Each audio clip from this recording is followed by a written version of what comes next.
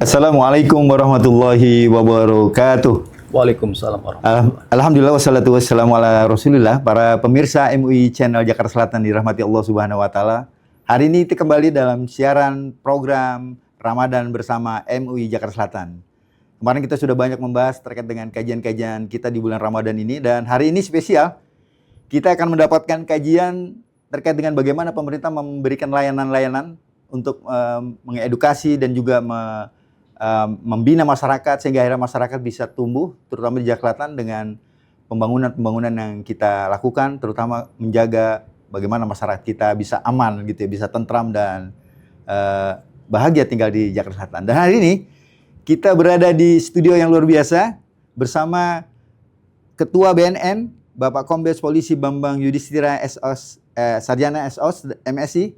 Assalamualaikum Pak Bambang. Waalaikumsalam Pak Kiai, Pak Insinyur Rahadi. Terima kasih. Hari ini kita telah diberikan tempat khusus di studio BNN Jakarta Selatan yang cukup indah dan cukup segar ini. Kita akan mendengarkan bagaimana pemerintah daerah ini melakukan pembinaan-pembinaan terutama untuk bagaimana menanggulangi dan tadi mengawasi bahaya narkotika yang ada di wabil khusus di Jakarta Selatan. Dan ini sangat menarik ya. Bagaimana nanti para kiai ya, para bunyai, para ustadz, para guru-guru dan penyuluh agama bisa mendengarkan nih bagaimana program pemerintah terutama dari BNN untuk bisa mengawal program yang sangat luar biasa ini. Dan selanjutnya kita dengarkan langsung program-program yang nanti akan disampaikan oleh Pak Kombes Polisi Bambang Yudhistira. Kepada Pak Bambang kami persilakan. Baik, terima kasih. Assalamualaikum warahmatullahi wabarakatuh. Assalamualaikum. Salam bersinar, sobat bersinar Jakarta Selatan yang saya hormati dan banggakan Bapak Insinyur Rahadi. Siap, terima kasih Pak. Dan para Ustadz, Kiai yang di Jakarta Selatan yang dirahmati Allah Subhanahu wa taala dan tentunya seluruh masyarakat Jakarta Selatan.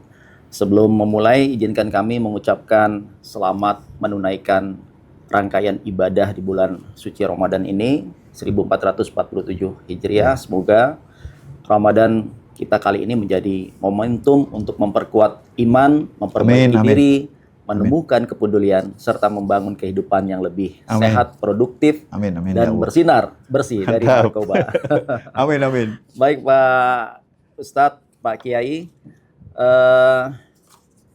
ada program unggulan dari BNN pada tahun 2026 ini yang diluncurkan oleh Bapak Komjen Pol Dr. Suyudi Ariseto, Kepala BNN Republik Indonesia, yaitu program Ananda Bersinar. Oh, keren nih, Ananda Bersinar ya, keren ya. Ananda Bersinar. Apa ini Ananda nih? Ananda Bersinar ini akronim dari Aksi Nasional Anti Narkotika Dimulai dari Anak. Keren. Ya Pak, jadi gerakan ini adalah gerakan nasional yang menyasar kepada anak dan remaja. Di mana kita tahu anak dan remaja ini adalah kelompok yang paling strategis Pak, sekaligus juga paling rentan terpengaruh ya.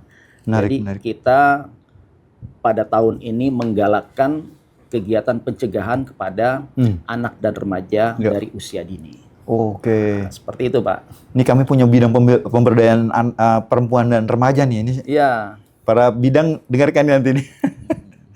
Silakan Pak. Ya, mengapa pencegahan dimulai dari anak?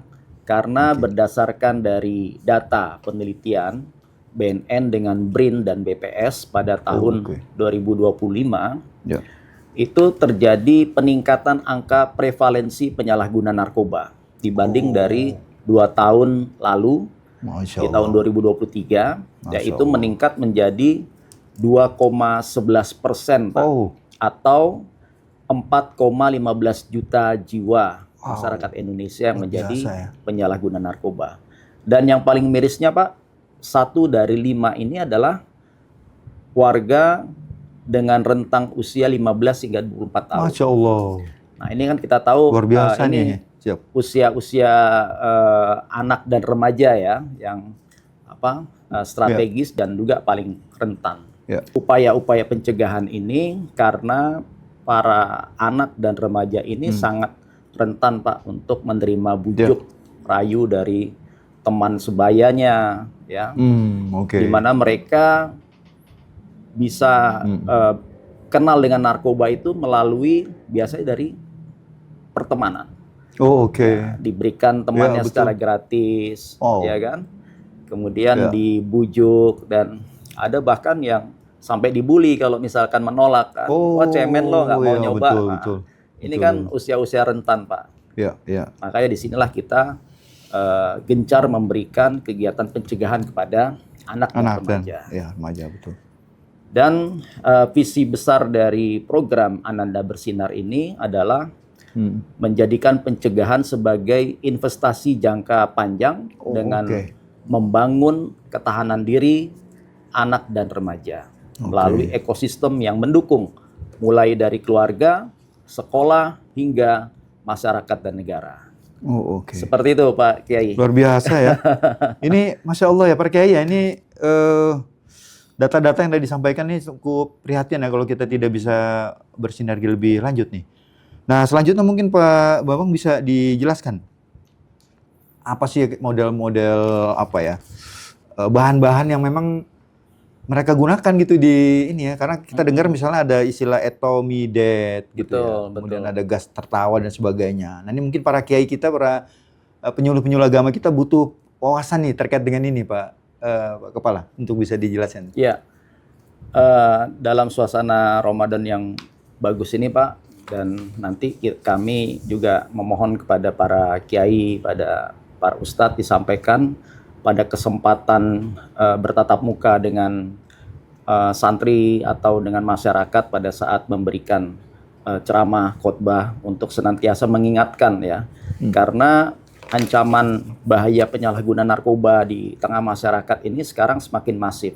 Tadi yang disampaikan oleh Pak Kiai Rahdi, ada sering kita dengar akhir-akhir ini di pemberitaan ada jenis narkotika baru, etomedat ya. Tadi yang disampaikan oleh Bapak, etomedat ini adalah narkotika golongan 2. Jadi di dalam Undang-Undang 35 2009 tentang narkotika itu dibagi dalam 3 golongan. Golongan 1, golongan 2, dan golongan 3. Golongan 1 itu tidak bisa digunakan untuk medis, hanya untuk kepentingan ilmu pengetahuan, pengembangan ilmu pengetahuan, dan penelitian.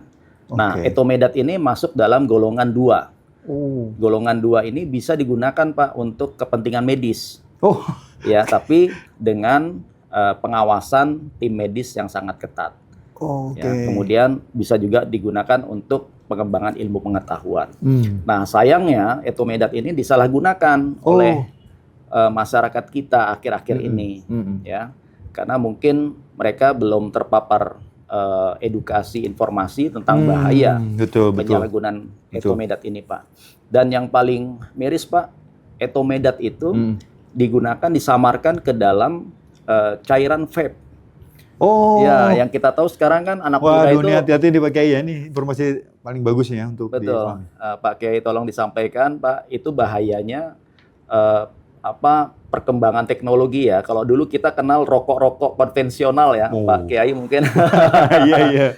Udut. Udut, rokoknya dibakar. Nah, sekarang anak-anak muda itu udah mulai beralih elektrik ya, rokok Pak. Elektrik, vape. Ya, vape. Tapi di balik kemajuan teknologi itu ternyata ada juga bahayanya ya. Iya. Sindikat-sindikat pelaku kriminal narkoba ini melihat peluang itu, jadi dia memasukkan cairan etomedat ke dalam cairan vape. Nah, ini kan bentuknya lebih praktis Pak, ya kan? Karena kecil, bisa dikantongin, dan tidak ada apinya.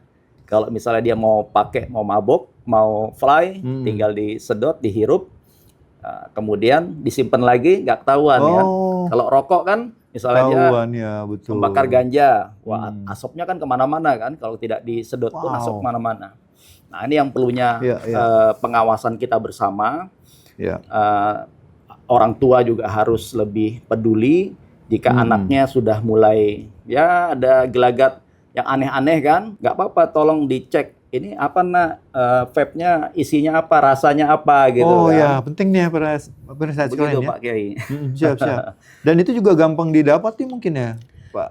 Ya, Boleh. memang kalau sindikat ini kan dia menjualnya secara terbatas, Pak. Oh, oke. Terbatas di kalangan tertentu karena tahu ini merupakan barang yang ilegal kan. Oh, Nah, oke. tetapi anak-anak muda yang circle-nya dia pengguna vape mungkin bisa saja dia mendapatkan informasi siapa penjualnya gitu kan. Luar biasa. Makanya ya. lebih baik memang menghindari Iya, iya. tidak merokok, tidak kenal dengan vape, biar tidak kenal etomedat ini. Iya, ini Mungkin harus begitu, Pak hati-hati Kiai. sekali ya. Selain etomedat mungkin ada lagi mungkin Pak Kepala yang bisa dipahami Iya oleh Pak, para. jadi yang akhir-akhir ini sedang marak itu selain etomedat, ada juga yang dikenal dengan gas tertawa Pak. Wah. Gas tertawa. Atau kalau yang sering digunakan di Indonesia itu ada namanya merek dagang Pak ya. Oh, oke, Itu ya, ya. Whipping. Wah, ini produk yang baru kita dengar nih, gas tertawa saya baru dengar juga nih. Whipping itu adalah merek dagang, tetapi yang berbahaya dari situ adalah ada senyawa N2O. Oh, oke. Ya, N2O itu yang berbahaya dari whipping tersebut. Karena sejatinya Pak ini adalah senyawa untuk mencampur bahan kuliner. Wah, nih ibu-ibu nih hati-hati nih. Bahan kuliner yang tentu ada prosesnya di situ Pak ya, Oh, yang oke. sehingga tidak berbahaya. Tetapi karena penyalahguna ini mencari dengan jalan pintas, itu Oke. langsung dihirup. Nah, coba bayangkan Pak, gas langsung Oke. dihirup, yang dicari itu efek mabuknya, efek halusinasinya. Oh, dan itu membuat mereka tertawa gitu. Iya, setelah itu dia akan tertawa singkat Pak. Jadi dengan terganggunya sistem saraf, kemudian ya dia bisa meluapkan euforia secara palsu ya. Jadi Oh, oke. Siap. tapi efek yang timbul nanti dia akan ngedrop, ngeblank. Nah, bayangkan kalau misalkan anak kita yang tidak tahu disuguhkan itu oleh temennya kan, coba kamu isap ini, nanti bisa merasakan kesenangan yang luar biasa, bisa tertawa. Tapi setelah itu ngeblank, ada yang jatuh. Oh, Nah, oke. kalau misalkan dia di tempat-tempat umum yang berbahaya kan bisa celaka, Iya, Pak. iya. Artinya itu adalah bahan kuliner yang bisa didapati di toko-toko mungkin, Pak. Betul, Pak. Iya. Tadinya itu Jadi barang legal yang disalahgunakan gitu ya. betul, itulah. Sama seperti kasusnya kalau dulu kita sering mendengar ada anak yang ngelem, Pak. Ya kan? Pak Kiai mungkin Iya, ingat kan? benar. Anak yang betul. kecanduan lem. Siap. Nah, itu ya mungkin saya sebut yang paling gampang didapat mungkin lem Aibon. Kayak Ibon Itu yang kan pakai merek kaleng dagang, kecil kan? ya di gitu-gitu kan. Ya. Sama juga Pak seperti ini. Jadi barangnya itu sebenarnya legal, diproduksi secara legal, oke. tetapi disalahgunakan. Iya. Nah, yang ini sekarang dari pihak BNN, kepolisian, Kementerian Kesehatan dan Badan POM juga kita berkoordinasi untuk menyempurnakan regulasi, Pak, agar celah ini tidak dimanfaatkan terus oleh penyalahguna. Oh, luar biasa ya. Jadi para pemirsa sekalian, selama ini kan kita mendengar produk-produk narkoba itu seperti ganja dan apa suntik dan sebagainya. Ternyata ini ada zat-zat yang memang bisa didapati di masyarakat secara legal tapi disalahgunakan gitu ya, Pak. Betul, Pak. Luar biasa ini. Dan sayangnya Pak, memang whipping ini atau N2O yang beredar di pasaran itu belum masuk dalam kategori narkotika atau nafsa. Siap.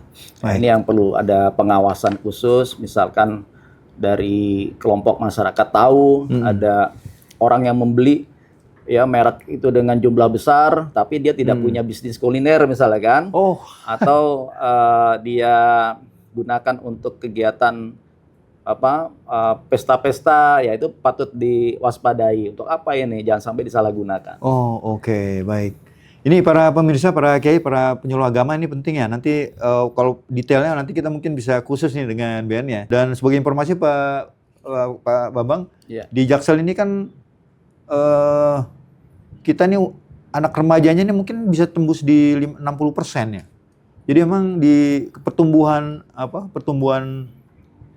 demografi kita ini dipenuhi oleh anak-anak remaja dan anak-anak tadi nih. Tadi yang disampaikan oleh Pak Kepala BNN, Pak Bambang, ini sangat menarik ya, karena fokus kepada remaja dan anak nih. Iya. Terima kasih nih Pak Bambang, informasi yang sangat luar biasa. Dan terakhir Pak Bambang, mungkin bisa diberikan ini nih ajakan kepada para kiai kita, para penyuluh agama, dan tentunya masyarakat, bagaimana BNN nanti bisa bersinergi tentunya dalam rangka mengawal program-program yang sangat mulia ini. Ya,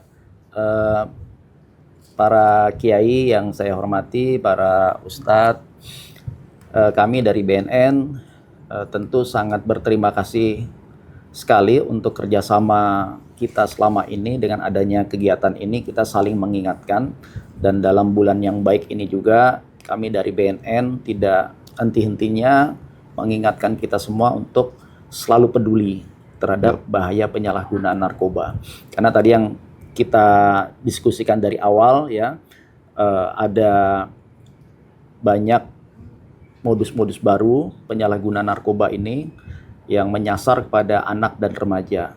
Dan tentunya benteng utama anak dan remaja itu adalah keluarga. Mereka sebelum melangkah keluar ke dunia pendidikan, dunia kerja, tentu adalah keluarga dulu yang membentengi diri anak dan remaja ini agar karakternya itu menjadi karakter yang kuat, menjadi seorang muslimah yang baik ya. Nah, ini yang diperlukan, pola komunikasi terbuka dua arah antara orang tua kepada anak-anak kita. Mungkin di dalam keluarga itu ada juga kakek, nenek, ada om, tantenya juga. Nah, ini juga saling support ya, menjadi support system. Jangan sampai kita abai terhadap anak dan remaja kita, karena sekarang dunia digital itu kan juga tidak terbatas ya. Anak kita remaja yang sudah remaja pasti sudah punya handphone ya Pak ya. Betul, nah, itu bisa mengakses. Anak kan SD udah boleh ke handphone sekarang. Betul, di kamarnya ya, di sambil mojok-mojok dia bisa ngelihat informasi yang tidak terbatas. Nah, ini yang peran dari keluarga sangat penting sebelum nanti mereka melangkah keluar. Dan penyalahgunaan narkoba itu tadi erat kaitannya dengan ya bujuk rayu dari teman. Tentu dari teman ya, bukan dari musuhnya anak-anak kita misalkan. Malah akrab mereka dengan itu. Betul, yang berbahaya itu justru teman-teman akrab itu yang bisa menyalahgunakan kan kepercayaan. Nah, itu yang harus kita tumbuhkan. Apalagi tadi disampaikan di Jakarta Selatan ini anak dan remajanya juga banyak Pak. Banyak sekali ya. Kita menghindari dari kegiatan kriminal yang akan misalnya mengganggu kehidupan anak-anak kita, seperti sekarang tawuran itu Pak. Iya, betul. Kegiatan tawuran, kemudian ada bullying. Nah, itu salah satu penyebabnya mungkin juga bisa disebabkan dari penyalahgunaan narkoba. Karena dengan pengaruh zat tadi, si anak yang tadinya kalem menjadi agresif, jadi cepat emosi, ini penting pemarah. Ya. Tadi ini ciri-ciri yang harus diperhatikan. Betul, nanti ya. Ya. Jadi orang tua yang melihat perubahan karakter anak itu harus lebih peduli. Jangan apatis. Kalau sudah seperti itu, buka komunikasi dengan anak dua arah. Baik, luar biasa para pemirsa nih. Hari ini kita mendapatkan spesial informasi penting ya, yang nanti bisa kita gunakan buat keluarga kita, buat para sanak famili, dan terutama buat para penyuluh agama, juga para kiai, dan tentunya nanti para ustadz dan kiai yang malam ini mau jadi penceramah tarawih ya. Ini penting ya, nanti disampaikan kepada jamaah sekalian di masjid, juga para ustazah di majelis taklim, agar informasi yang disampaikan oleh Pak Kombes Bambang ini bisa betul-betul diketahui, dan tentunya ini akan menjadi benteng nih buat kita semuanya dalam rangka menjaga Jakarta Selatan. Anda bersinar ya Pak. Anda bersinar. Kami juga mohon dukungan dari seluruh ulama, dari masyarakat Jakarta Selatan. Saat ini BNN Provinsi DKI Jakarta dengan Pemprov DKI Jakarta sedang memperjuangkan adanya Perda P4GN. Nah, nanti setelah Perda ini terbentuk, tentunya kami antara pemerintah daerah dengan pemerintah pusat BNN lebih bisa bersinergi lagi. Karena di dalam klausal-klausal itu tentunya ada yang mengatur untuk kita lebih memperhatikan lagi terhadap P4GN tersebut. Salah satunya adalah tempat rehabilitasi. Oh, Ya Pak Kiai, iya, iya. karena Ah, di penting DKI banget. Jakarta ini belum mempunyai tempat rehabilitasi di bawah pemerintah daerah. Oh, Padahal oke. jumlah penyalahguna di DKI ini sangat tinggi juga Pak.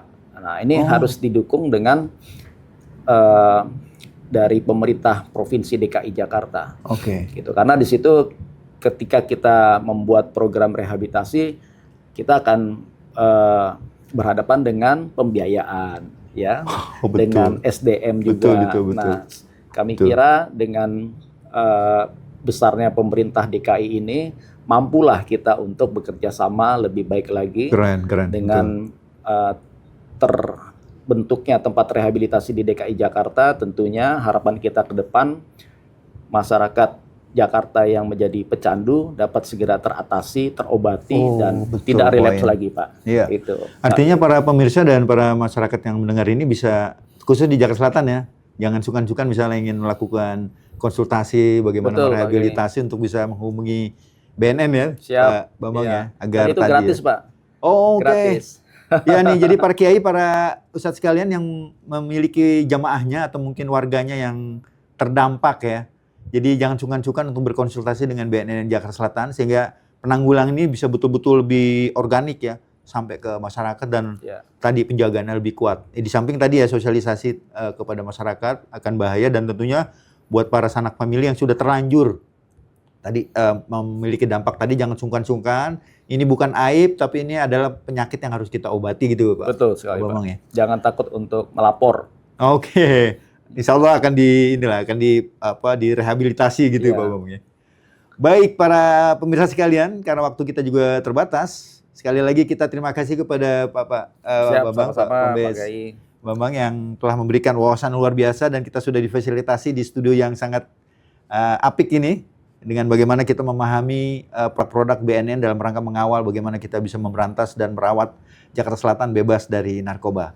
Sekali lagi terima kasih Pak Bambang dan Terima kasih, Pak. kami ucapkan juga kepada pemirsa jangan lupa buka puasanya nanti malam taraweh kita sama-sama menjaga kebersamaan di Jakarta Selatan. Dari kami mohon maaf. Assalamualaikum warahmatullahi wabarakatuh. Waalaikumsalam.